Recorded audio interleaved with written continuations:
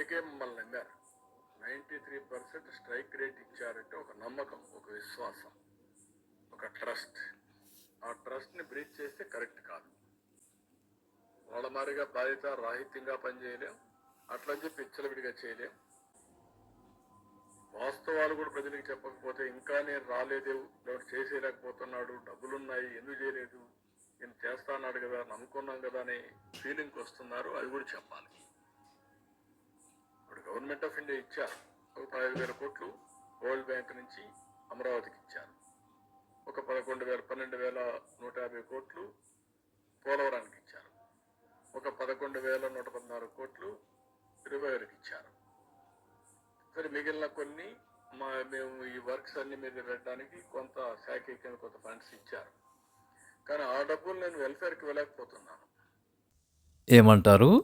మీరు బాధ్యతారాహిత్యంగా వ్యవహరించరా?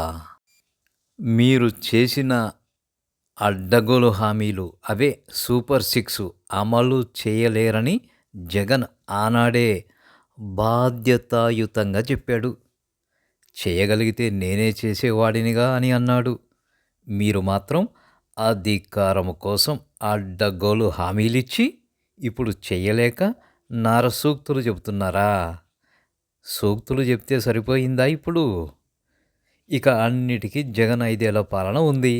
ఇక దాని మీద తోసేసి పబ్బం గడుపుకోవటమే మీ పని.